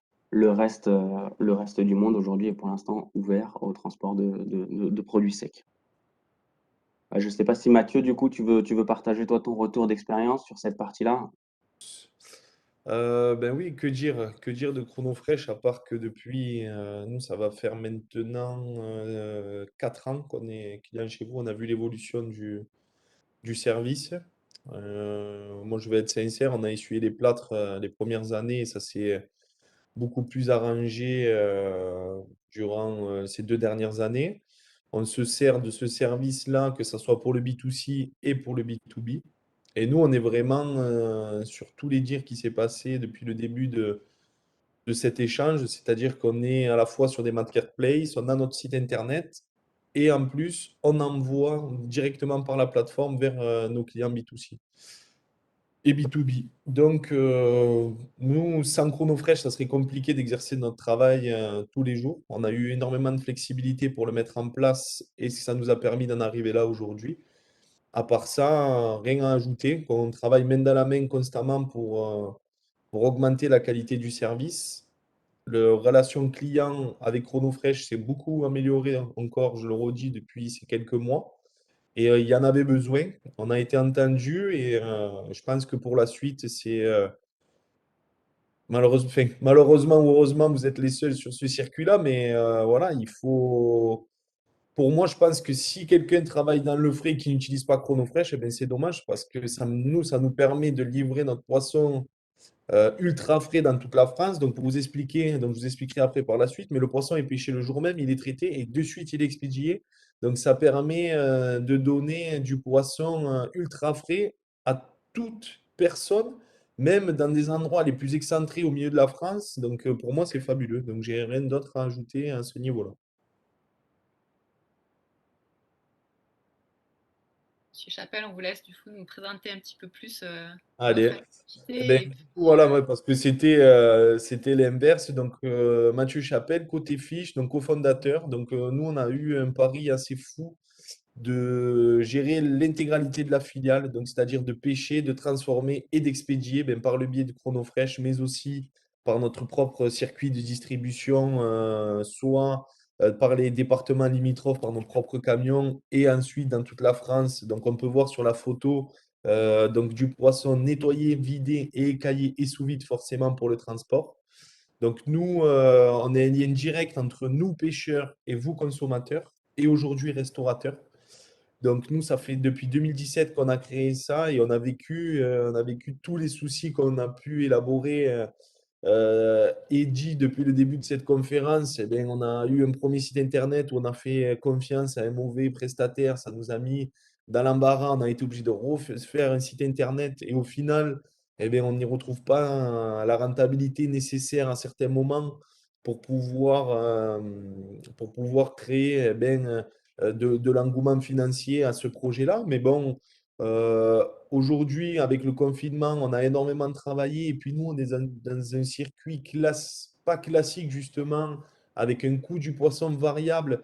Donc, c'est très compliqué pour nous. Et en plus de ça, quand j'ai écouté toutes les personnes avant, eh bien, on ne peut pas reproduire un business plan classique par rapport au cours du poisson, au cours du transport et surtout à la demande client. Parce qu'aujourd'hui, les gens, on a pris l'exemple d'Amazon, les gens ont l'habitude, enfin les personnes ont l'habitude d'acheter des livres, des jeux vidéo ou encore maintenant même on peut même acheter des ordinateurs, enfin, tout l'ensemble des projets possibles, on peut les acheter via Internet, mais le déclin ou le déclic plutôt d'acheter du poisson sur Internet, là, il y a quand même une interrogation. Donc nous, derrière, on a une communication forcée, on va dire, via les réseaux sociaux pour faire comprendre notre démarche, créer de l'éducation autour de cela. Et bien sûr, on est obligé de se servir des marketplaces comme pour de bon, La Ruche qui dit oui ou autres, et notre site internet pour toucher un maximum de consommateurs et surtout faire connaître notre savoir-faire et nos produits. Et c'est là où c'est très compliqué parce que justement, les gens, une fois qu'ils y ont goûté, il y a une réelle différence, c'est bon. Mais par contre, pour arriver à toucher, ben là, on s'entrechoque entre du référencement naturel, du référencement payant. Et c'est là où c'est très compliqué. Et là, c'est pour ça que je viens relancer Agilea, parce qu'Agilea, au moment de l'industrie, donc à l'industrie du futur de l'Occitanie, eh ben, ça nous a permis de relever la tête du guidon, parce que ça a été vachement important et de dire que, voilà, donc on peut voir, la société a été créée, Côté Fiche a été créée en 2019, mais on était sur une première base en 2017 avec Côté Chic, qui était le côté chic du poisson nettoyé, vidé et équoyé. Et en plus de ça, on est vraiment dans un entonnoir vachement serré parce qu'on fait l'intégralité de notre pêche du gros du roi et du poisson de Méditerranée. Et comme tout le monde, qu'est-ce que la principale espèce que les gens aiment? C'est le saumon ou le cabillaud. Et malheureusement, en Méditerranée, on n'empêche pas encore et on n'empêchera jamais. Donc, ça nous a réduit encore plus notre rayon d'action envers les particuliers. Donc, qu'est-ce qu'on a fait pour améliorer justement? Eh bien, on a donné du grain à moudre justement à ces particuliers-là. Donc, c'est-à-dire qu'on a voulu amener notre poisson, donc grâce à des paniers de la Méditerranée, du poisson prêt à consommer qui a eu un succès fou sur les derniers mois. Donc ça nous a permis de dégager des ventes sur notre site internet, mais aussi grâce au marketplace. Et on a eu la chance, et on a la chance toujours de servir un grand nombre de chefs étoilés qui ont reconnu notre qualité de produit. Et ça nous a permis de garder une rentabilité de notre structure.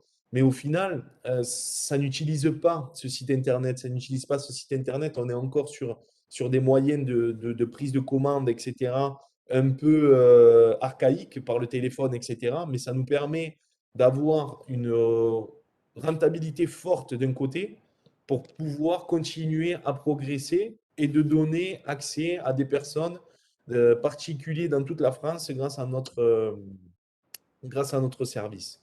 Voilà, et le Covid, ça nous a un peu secoué parce qu'on a eu énormément de commandes. Énormément de commandes, on s'est démené en 4, en 5 pour donner accès à tout le monde du produit, à des personnes qui étaient cloîtrées chez eux, comme la majorité de la population française.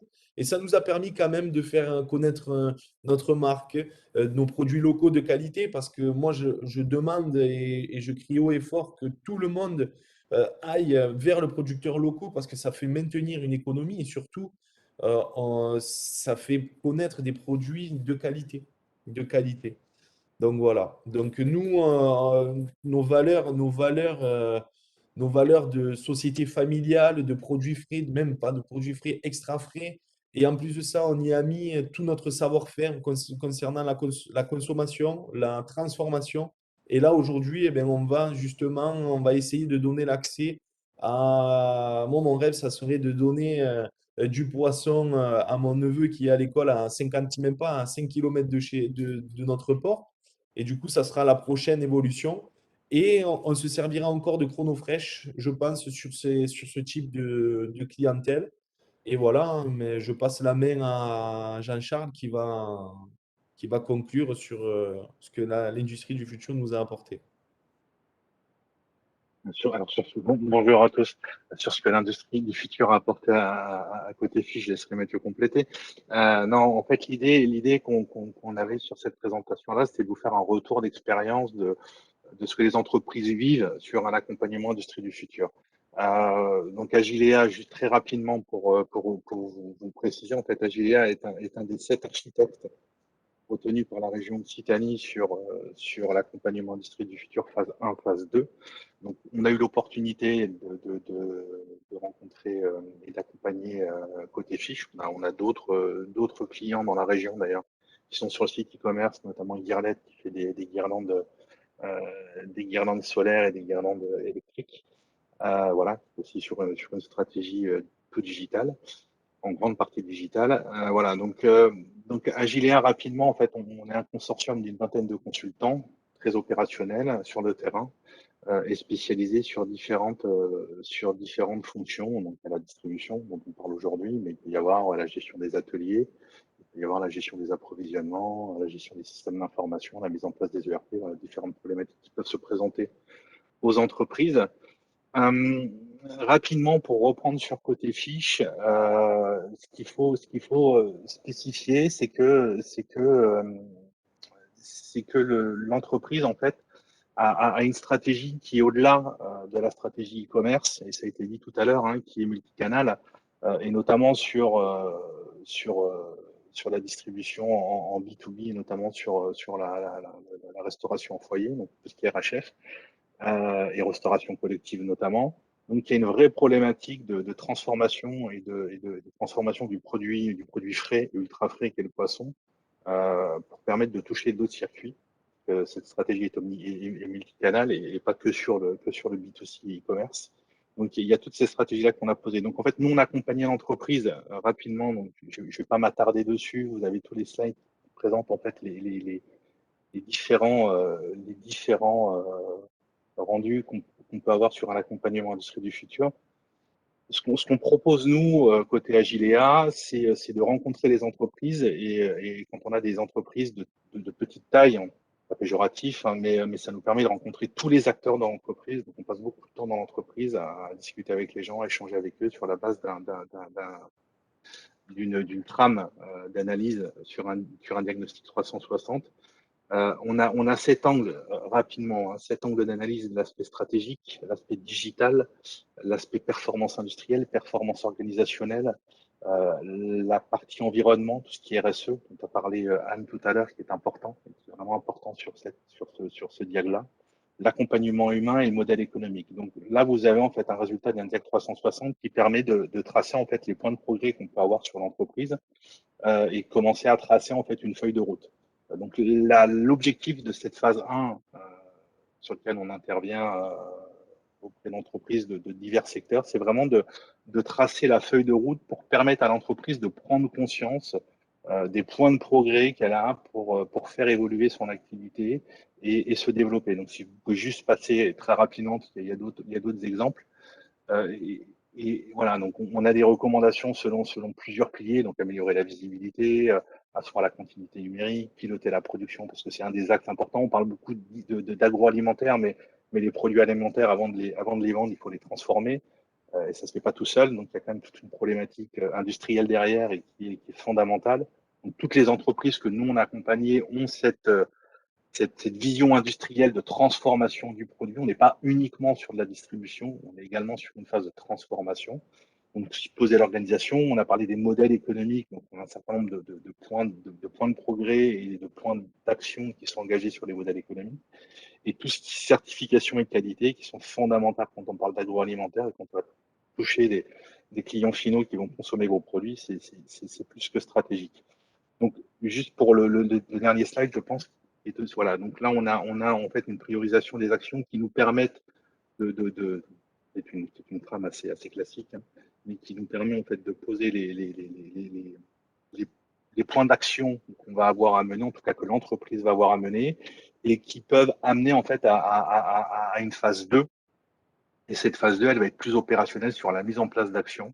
Donc, je parlais tout à l'heure de Gearled, qui va rentrer très certainement sur une phase 2, plutôt sur la partie stratégie digitale. C'est un gros travail de fond sur la stratégie digitale parce que nous sommes vraiment sur un modèle économique 100% digital et également sur une stratégie d'optimisation des appros. Il y a quand même pas mal de ruptures encore, malgré le fait qu'ils produisent en grande partie en interne.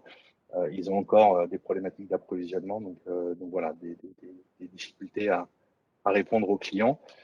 Voilà, donc ça c'est vraiment une photo très rapide de la phase 1 qui permet vraiment à l'entreprise de prendre de la hauteur sur ce qu'elle vit au quotidien et de ressortir de cette phase 1 avec un plan d'action, des points de progrès et une planification dans le temps de ces points de progrès là et de ces plans d'action. Mathieu, si tu veux juste rajouter quelque chose peut-être là-dessus pour donner un retour d'expérience client. C'est ça, en fait, moi, pour ma part, en tant que cofondateur de Côté Fiche, ça m'a permis vraiment de prendre conscience qu'à certains moments, on était passé à côté d'acteurs clés, malgré que, enfin, parce que voilà, faut bien repositionner la chose. Aujourd'hui, on a créé une marque Côté Fiche, donc du poisson d'exception de Méditerranée, grâce uniquement à notre travail et à notre dynamisme autour de la pêche artisanale et durable. Donc, qui a vachement plu, donc comme j'ai dit, dans les cuisines des chefs étoilés, épicuriens pour le côté particulier. Et sauf qu'on a eu quand même une croissance assez élevée pendant ces trois dernières années. Et au final, eh ben, quand on a vu le rapport d'Agilea, on s'est dit, bon, on s'est pas trop mal débrouillé, mais ça aurait pu être le retour de pédale. On aurait pu aussi creuser notre trou. Donc, ça nous a permis, voilà. Donc, c'est pour ça que je remercierai jamais assez Jean-Charles Fauchat et toute son équipe qu'on est toujours en échange constamment pour déplacer les futurs pions avec réflexion et aisance, on va dire. Donc là, quand je vois structurer le plan stratégique des 24-36 mois, ben, nous, c'était dans notre tête. On le faisait les yeux fermés. Et au final, eh ben, grâce aux techniques et aux ateliers qu'on a pu mettre en place, eh ben, ça nous a donné pas une satisfaction, mais plutôt une acquisition de ce qu'on faisait nous naturellement et de le mettre en place sur papier. Ça a permis de rassurer ben, justement le côté financier des banques en disant, ben voilà, on n'est pas fou. La filière, on la gère, on sait le faire et on sait où on va.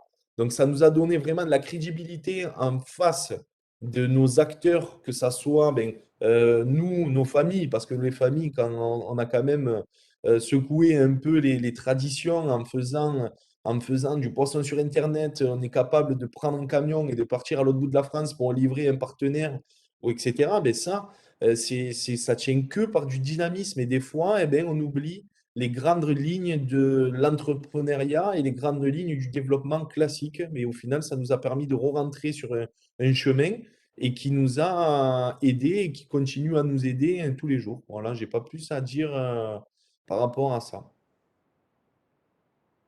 Et juste pour rebondir sur une remarque qui a été faite tout à l'heure, parce que j'ai la chance d'accompagner la société Arcadis à Paris, qui fait du caviar, et cette société, malgré le fait qu'elle fasse du caviar, cherche évidemment à travailler ses coûts de transport. Donc même quand on fait du caviar, on est très très très attentif à ses coûts de transport. Et C'est ça. il travaille entre autres avec Chronofresh. Donc même quand on a des produits à très forte valeur ajoutée, tout ce qui est logistique et notamment les coûts de transport, hein, parce qu'ils pèsent énormément, sont un des axes de travail. Et je sais qu'avec Mathieu, et c'est pas un secret, hein, mais un des axes de travail qu'on a ressorti du travail qu'on a pu faire ensemble, c'est comment permettre une optimisation des coûts de transport dans un marché qui est très peu concurrentiel, hein, parce qu'il n'y a que quelques acteurs, ils sont souvent tout seuls sur leur créneau. Et Mathieu est en train de travailler avec ses équipes sur une solution pour massifier les coûts de ramasse qui pèsent assez lourd dans le coût de transport. Et c'est quelque chose sur lequel les entreprises, distributeurs e-commerce, sur des entreprises qui n'ont pas forcément la taille critique, comme on disait tout à l'heure, mais le coût de ramasse, en fait, peut être massifié à plusieurs et permettre de tirer des leviers d'économie. Et Mathieu, avec ses équipes, sont en train de structurer une réponse là-dessus sur des produits frais. Voilà, donc il y a des choses toutes simples, hein, c'est vraiment des choses basiques et très simples, mais qui permettent vraiment d'améliorer les coûts de transport. Donc voilà, et c'est fait en partenariat évidemment avec Chronofresh, qui est au courant, et qui est plutôt demandeur de ces solutions-là, parce que même pour eux, en fait, le coût de ramasse n'est pas forcément toujours facile à mettre en place. Voilà, pour des choses très, très, très pratico-pratiques. Et je vous laisse continuer. Merci beaucoup, messieurs, pour ce témoignage sur le volet produits ultra frais, avec toutes les contraintes à prendre en compte. Je vais finir rapidement ce webinaire, parce qu'on a déjà un petit peu mordu sur l'horaire, en vous présentant de façon très rapide le parcours régional Industrie du futur qui a donc été évoqué avec M. Fauchia et M. Chapelle. Donc je vais passer assez vite, mais du coup l'industrie du futur, on l'a vu sur l'exemple de diagnostic, va prendre en compte finalement l'entreprise un peu sous ses différentes dimensions et les différents leviers possibles pour essayer d'améliorer la performance globale. Donc ce programme régional, il va permettre vraiment un accompagnement sur mesure des entreprises qui s'engagent grâce à des experts référencés par la région, dont fait partie Agilea. Et ça permet de mettre en place vraiment une offre personnalisée pour mettre en œuvre en fait une stratégie à impact rapide pour l'entreprise. Donc concrètement, il y a 2 phases dans ce programme. La phase 1, qui est toute cette partie diagnostic, pour définir les objectifs prioritaires de l'entreprise. Et en termes de financement de cette phase, c'est une aide cofinancée État-région et qui est prise en charge à 100% en termes de frais de conseil par ces experts. Et il y a donc une phase 2 qui a été aussi évoquée par M. Fauchia, qui là est une phase un peu plus longue, qui peut aller jusqu'à 25 jours de conseil, pour vraiment mettre en œuvre le plan d'action concret avec l'aide de ces experts, avec un financement à 50% par une aide État-région. Donc vraiment il y a 7 prestataires qui ont été référencés, qui sont des spécialistes de l'industrie du futur. Vous les avez la cités sur la slide, hein, je vais assez vite, mais en tout cas, je reste à votre disposition pour tout complément d'information. Sur ces prestataires, ils ne sont pas offreurs de solutions, ils sont vraiment un tiers de confiance pour l'entreprise. Et l'objectif, c'est vraiment d'avoir une approche personnalisée et adaptée à l'entreprise qui s'engage dans ce parcours. Au niveau des critères d'éligibilité sur cette aide, donc elle s'adresse vraiment à toutes les entreprises, quel que soit leur niveau de maturité. Voilà, ce n'est pas parce qu'on dit industrie du futur qu'il faut s'imaginer qu'on est déjà hyper automatisé, numérisé, etc. Enfin, au contraire, c'est vraiment l'objectif d'aider toutes les entreprises qui ont une activité industrielle à gagner en performance et sans forcément mettre des technologies de pointe, mais voilà, en mettant en œuvre les leviers adaptés à l'entreprise. Donc pour les entreprises qui sont situées en Occitanie, en termes de taille d'entreprise, ça va de la TPE jusqu'à l'entreprise de taille intermédiaire, donc jusqu'à 5000 salariés. Il faut avoir au moins un premier bilan d'activité et les fonds propres au moins égaux, montant de la subvention. Bon, bref, je vais vite, mais en tout cas, c'est globalement une aide avec des critères assez souples et assez rapides à mobiliser. Donc, si vous êtes intéressé, vous avez toutes les informations sur le site hubentreprendre.laregion.fr. Vous pouvez faire une recherche sur ce dispositif particulier. Il faut créer son compte entreprise sur le hub. Vous pouvez choisir un référent parmi tous les réseaux d'accompagnants qui vont aussi pouvoir vous aider à faire votre demande d'aide. Quand vous accédez au descriptif donc, de ce parcours, vous avez aussi la description des 7 prestataires référencés que j'ai évoqués précédemment. Et ensuite, vous déposez en ligne votre dossier de demande d'aide. Donc, quelques exemples d'entreprises de la filière agroalimentaire qui sont engagées dans ce parcours, qui ont bénéficié à minima de la phase 1 de diagnostic. Un point qui me semblait important aussi, c'est évoquer que ce dispositif d'accompagnement, de diagnostic, de mise en œuvre d'une feuille de route pour se transformer. Il peut être mobilisé en fait en complément d'autres aides à l'investissement. Donc voilà, vous retrouvez toutes les descriptifs des aides régionales sur le hub entreprendre de la région, ainsi que les coordonnées des personnes qui peuvent vous accompagner au niveau de l'agence ad hoc, au niveau des réseaux CCI, etc. Vous pouvez faire des recherches par filière, par département. Je vous ai mis aussi en lien une page sur les aides d'État dédiées aux entreprises agroalimentaires, que ce soit les dispositifs spécifiques qui ont été mis en place par rapport à la crise Covid ou des aides plus généralistes. Et je vous ai mis le contact aussi général de l'agence. Voilà, j'ai fait très rapide. En tout cas, merci beaucoup pour votre écoute sur ce webinaire. Sachez, donc, comme l'a évoqué Anne Gérard en début de session, on a déjà fait d'autres webinaires thématiques. Vous pouvez retrouver les replays, également les replays sur la chaîne YouTube de la CCI qui coordonne toute l'animation de ce parcours Industrie du futur, toute filière. Notre objectif pour cette année, c'est de mettre en place d'autres animations, voilà, pour apporter de l'information, sensibiliser les entreprises agroalimentaires sur ces sujets-là. Donc, on fera parvenir un petit questionnaire de satisfaction, donc n'hésitez pas aussi à nous faire part des choses que vous aimeriez évoquer sur ces manifestations. En information aussi, autre webinaire qui pourrait vous intéresser, donc à venir le 21 janvier, un webinaire initiative de l'ADEME sur tout le volet énergie et les aides par rapport à ça. Et comme on l'a évoqué en début de webinaire avec Mélodie Mercury, donc la semaine du e-commerce alimentaire, plutôt sur l'aspect accès au marché avec 3 webinaires avec des éclairages pays. Et si vous le souhaitez, on peut prendre un petit temps pour des questions sur tout ce qu'on a évoqué aujourd'hui sur e-commerce et plus largement sur la performance industrielle dans l'agroalimentaire. Merci.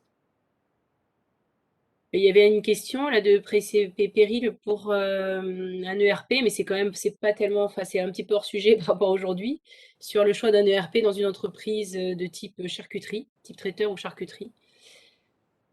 Donc, Anne, si je peux me permettre, Jean-Charles Fauchien, moi je me présente à Giléa, ça fait partie typiquement des questions qu'on peut avoir quand on intervient dans les entreprises sur des choix d'ERP, et c'est un des thèmes qui ressort assez souvent dans les entreprises qu'on accompagne sur les ERP. Ça peut faire partie d'une phase 2, c'est assez compliqué d'accompagner une entreprise sur le choix d'un ERP en phase 1 parce qu'il n'y a que 5 jours et qu'il y a des livrables à rendre à l'entreprise qui sont fixés par la région. Mais en phase 2, c'est typiquement le genre d'action qui peut être engagé sur une phase 2 d'accompagnement industrie du futur. Voilà. Ok, Pour donner merci Jean-Charles. une réponse. Oui, en complément, si je peux me permettre. Après, tout dépend de ce que la personne souhaite avoir comme activité au sein de ce système d'information. Des fois, on évoque un besoin ERP, mais finalement, ce n'est pas forcément ça qu'il y a derrière. C'est plus un outil pour faire de la facturation, ou juste un CRM, ou même parfois un OMS, WMS. Donc, bon, c'est des choses qu'on peut aussi, on peut aussi accompagner les gens qui se posent des questions sur ce ERP. Ok. Merci. D'autres questions dans non, dans le chat, a priori, pas d'autres questions.